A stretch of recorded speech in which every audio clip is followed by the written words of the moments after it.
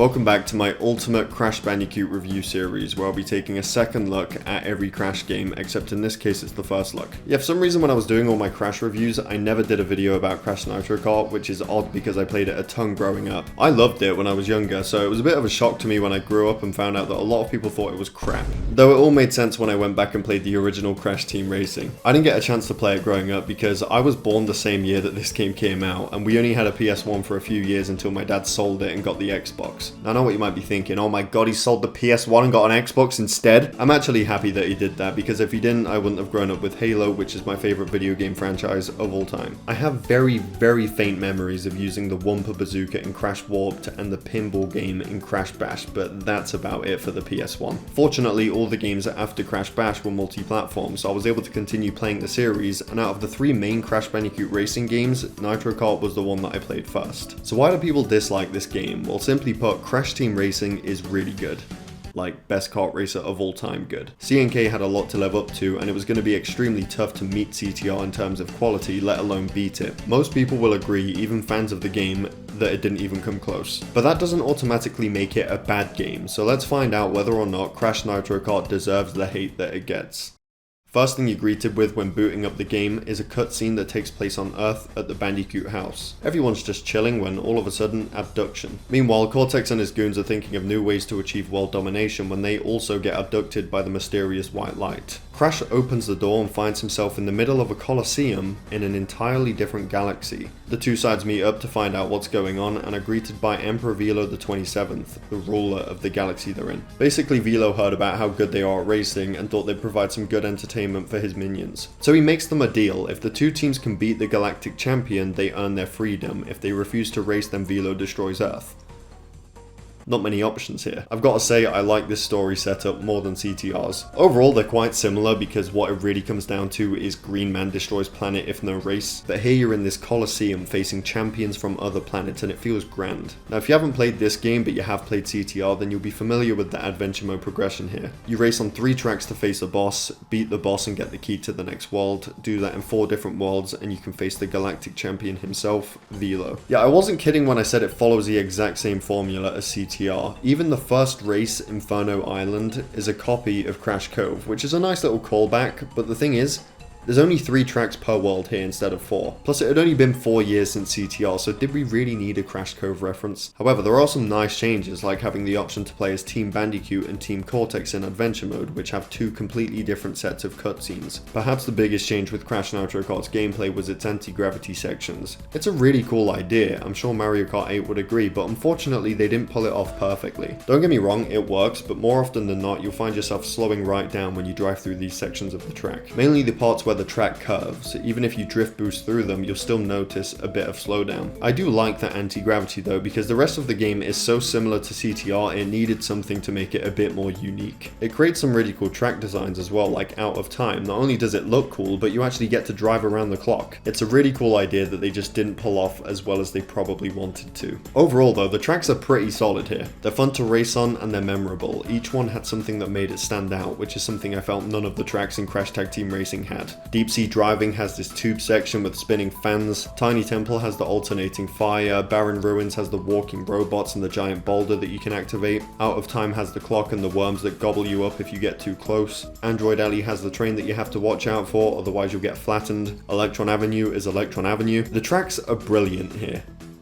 but the controls make them not so fun to race on. One of the main complaints people have with Crash Nitro Kart is the driving, which isn't good if it's a racing game. The problem is it feels way too clunky and it's impossible to maneuver the kart as freely as you could in CTR. If you want to make a quick change in where you're going because you're going to hit an item or something, it's not going to happen. You're either going to hit the item or you're going to dodge it but lose all of your speed. It doesn't completely ruin the game, it's still super fun to race around the tracks, especially with the addition of the boost counter, which shows you how many mini turbos you've chained. When that number starts building up, it makes you want to do everything you can to keep it going. It's great. You're mainly going to notice the clunkiness on the more technical tracks. Even when you figure out what driving class works best for you, You just aren't going to get that CTR feeling out of this game. Shortcuts are way harder than they should be, just simply due to how the cards control. Relic races are more frustrating because they require more precise movement as well as boosting around the track, and those two things do not work together at all. It's a shame because there's a lot of good things about this game, but they screwed up one of the most crucial parts about it. Back to adventure mode though, the first world that you race in is Terra, which is an Earth-like planet. Terra houses the tracks Inferno Island, Jungle Boogie, and Tiny Temple, and the reigning champion in this world is Crunk. Just like in CTR, the boss races are 1v1s, and each boss has their own unique weapon. After you demolish Crunk, he turns out to be pretty decent. If you're playing as Team Bandicoot, Crash gives Crunk a yo-yo, and even though he doesn't quite understand how to use it, he appreciates it nonetheless. Cortex promises not to cause any trouble on Crunk's home planet Terra. That is until he's conquered Earth. Now that you have the key, you can move on to the second world, Barren. Here you'll be racing in Barren Ruins, Deep Sea Driving, and Meteor Gorge, and at this point you might be wondering what this meter is on the right hand side of the screen. This is the team up mechanic. Every race features 2 racers from each team. Obviously you have Team Bandicoot and Cortex, but there's also Team Velo, which is made up of Nitrous Oxide, Zem, and Zem. If you've played other Crash games but you haven't played this one, you might be wondering, who the is Zem? They're basically 2 filler characters made for the purpose of filling up the roster and giving Velo some teammates. I think this was their only appearance in a Crash game, of course, except for Crash Team Racing Nitro Fueled. I've always liked their designs though, and that's all I can really say about them. Zem's whole character and personality is based around burping and just being disgusting. Then you've got Team Trance, which is made up of Entrance, Polar, Dingodile, and Pura. Poor Entrance doesn't have any of his own teammates, so he had to use mind control on Team Bandicoot and Cortex with these little caps that they're wearing. If you stay close enough to your teammate during races, this meter will slowly charge up. Once it's fully charged, you can activate Frenzy Mode, which gives you a bunch of random items for 10 to 15 seconds. This sounds overpowered, but here's why I didn't really find it useful at all. Firstly, it just distracts me from driving. It's incredibly hard to use all these items while maintaining drift boosts. I found maintaining my speed way more useful than spamming random items. Secondly, I was always way too far ahead of my teammate, so not only did the meter not charge, but I just rarely ever needed the items. The developers definitely knew that this would happen because your teammate always stays somewhat close to you. You can see on the map here that my teammate is way ahead of the others. It can be quite useful when you're doing the CNK token challenges where you've got to go around the track collecting the CNK tokens and then you've got to win the race as well, because you might end up falling off of a ledge or slowing right down to collect one of the letters and you still need to win. If you fall to 8th place and you have Frenzy Mode available, you might as well use it because you're going to get a lot of good items. But in regular races, I didn't think the team up mechanic was all that useful, although I do find it funny how there's more teamwork here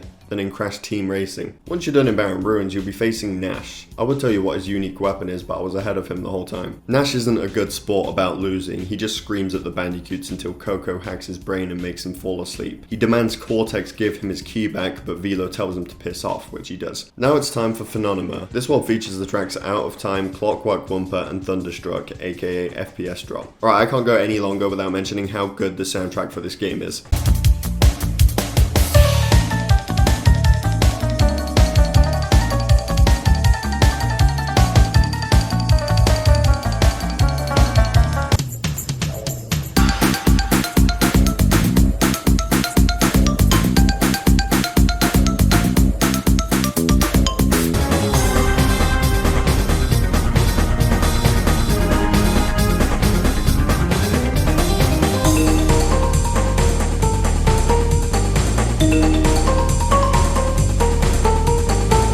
Even the main menu theme goes ridiculously hard.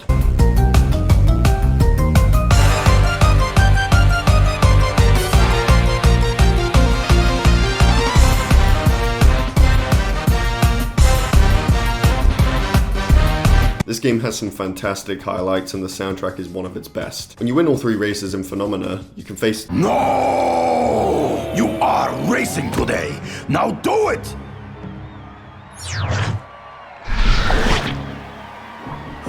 Huh?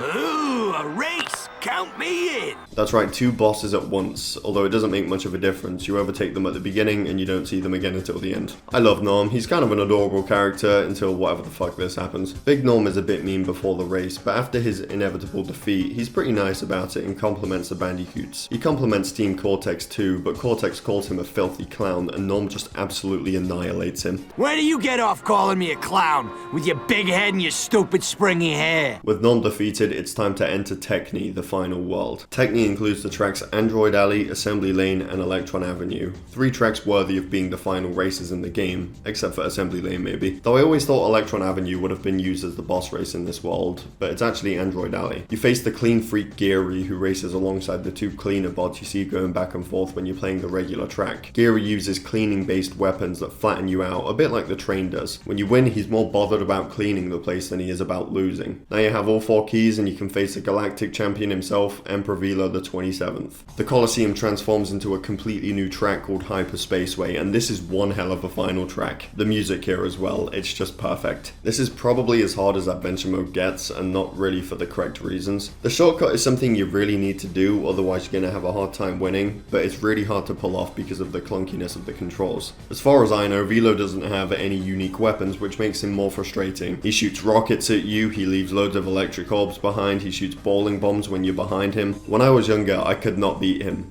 I just straight up was not good enough to win, and I always had that one character space missing. When you beat Velo, he sticks to what he said earlier and says, "Congratulations, you are now free to go. But I'm also gonna destroy Earth." Huh? Yeah, since they want to go home after winning, that counts as refusing to race, so he's still gonna blow up Earth. Velo calls for a rematch, but only after you complete all the extra stuff. You need the time relics, the CNK tokens, you need to win the 4 cup tournaments to earn the 4 gems. Basically, you have to 100% the game, and then reface him. What do you get for beating Velo the first time? Nothing. So how do you unlock Velo as a playable character then? Well, firstly you have to finish Adventure Mode 100% and win the rematch like I just said, but then you have to do it all again for Team Cortex. Not just the main story, you have to get all the relics again, you have to win all the tournaments, do all the crystal challenges, do everything again for Team Cortex. That's when you unlock Velo as a playable character. Younger me will be so proud of current me for doing this. I think this is complete bullshit. I wouldn't mind if you had to beat the story mode alone a second time on another team, because that's only 10 races total and you get to see the different cutscenes, but forcing you to 100% it again is far too much. I don't want to do this again, I've already gotten the relics. Why do I need to collect all the CNK tokens again if I've already done it? You don't get any extra bonus cutscenes or anything, you just have to do the same thing again. Once you 100% both files and you beat him in a rematch, you unlock Velo as a playable character, and you might be wondering why he looks a tad different when you unlock him. Well, that's because when you beat him in the rematch, Velo gets so mad that he explodes and his true self is revealed. Turns out he was acting all big by hiding in a robot suit. Mini Velo offers the Empire to Crash, and he considers becoming the new ruler, but instead he decides to give it back. The Bandicoots return home and enjoy a well-deserved day at the beach. Cortex, on the other hand, accidentally destroys the gem on Velo's scepter and gets teleported to Terra. All the inhabitants of Terra start worshipping Tiny, and he becomes their new leader. I enjoyed the story mode, but you should not have to 100% it twice to unlock Velo. You don't even get to race as the objectively cooler Velo with the much cooler hovercraft vehicle. In fact, none of the bosses are playable characters. What? You could play as them in the Game Boy Advance version of Crash Nitro Kart. You could even play as fake Velo, but you can't here? Seriously? They copied TTR so much that they even made sure you couldn't play as the final boss or use their cool vehicle. Velo aside, unlocking the characters was a really fun time. Polar, Dingodile, Zem and Zam can be unlocked by winning the 4 cup tournaments in Adventure Mode. They each consist of 3 races, and whoever has the most points at the end wins. If you perform 50 consecutive boosts in Adventure Mode with Team Bandicoot, you'll unlock Pura. Doing it with Team Cortex unlocks Fake Crash. And Entropy can be unlocked by beating all of his ghost time trials, which are fairly easy. I just hate how you have to play a time trial solo before you even get the option to race Entropy's ghost. It's something I'm shocked Nitro Fuel didn't change, it's just a mega waste of time. Sometimes you'll do your first time trial and beat Entropy's time, but because you weren't racing against him because you didn't have the option, you still have to go up against him anyway. Velo has his own set of time trials, and oh my god, I will never beat these. He is so damn fast, it's unreal. I only ever managed to beat him on about half of the tracks, if that. I have no interest in ever finishing them because the remaining tracks are the hardest ones, and I don't even think you unlock anything for doing it. Correct me if I'm wrong down below, because I feel like you should unlock something for doing the hardest thing in the game, I would say. But as far as I know, there's nothing else to unlock. Now, battle mode makes a return here in Nitro Kart, and it comes with an arena editor. I spent so much time making my own arenas when I was younger, but I never got to play them because you can't play with AI. There are different modes you can play here. You've got your standard battle mode where you try and take away all of your opponent's lives. Crystal grab, where your goal is to, you guessed it, grab all of the crystals. There's others as well. Limit battle, capture the flag, steal the bacon. Battle mode also has its own exclusive items. You have the red eye missile, which is a normal rocket, but you can control it. Super engine, which is a speed boost that lasts longer than the regular turbo boost item. And invisibility, which turns you invisible. I get why these aren't in the regular racing mode. Obviously you aren't going to want to stop for a few seconds while you control a rocket instead, but invisibility would have been cool to shield you from rockets. Yeah, we already have the bubble shield, but that only protects you from one item. The invisibility could have protected you for a certain amount of time instead. Speaking of the shields, why can't you throw it in this game? It's more annoying if I have to catch up with someone and touch them if I want to hit them with it. In the regular racing mode, some items upgrade when you collect 10 Wumpa fruit. For example, the green bubble shield turns blue and it stays with you until you get hit. I think the battle mode items would serve as good upgrades for getting 10 Wumpa fruit, like the turbo boost could turn into the super engine. Would be pretty cool, but maybe it would be a bit unbalanced. As far as I'm aware, that's all there is to Crash Nitro Kart, apart from maybe a few small details like being able to change the camera. I don't like having it further away from the car. I do in Nitro Field, but here I prefer it being close up. I get that this game is a downgrade from Crash Team Racing in terms of, well, racing. But there's so much here that makes Crash Nitro Kart an enjoyable game. The tracks are brilliant, and the anti-gravity sections make for some really cool track designs. The soundtrack is full of absolute bangers, and there isn't a single bad piece of music to be found in this game. The boost counter is honestly a brilliant addition for a game where you're meant to chain boost as much as you can. I would have preferred if it was an option, since I feel like some people will find it annoying since it does get quite big. I'm not one of those people though, and I like it. Adventure mode being split into two teams was really cool, and it was fun going through it twice to see the different cutscenes. Having to 100% it twice to unlock Velo is ridiculous though. Even the loading screens are really cool. A lot of people look back at this game as the not so good sequel to CTR, and while they aren't wrong, I think it would have been looked at a lot more positively if it simply controlled better. I think it's that, and the fact that there was an oversaturation of kart races at that point, and I think people didn't give as much of a shit as they would have before. It's a shame, because I really do think that this is a good game. That being said, let me know down below what you think about Crash Nitro Kart. Thank you for watching. I hope you all enjoyed. Definitely subscribe if you're new here for more Crash content. Don't know what game I'll be checking out next, but it might be Crash Bash because I feel like replaying that. With that being said, I will see you all in my next video.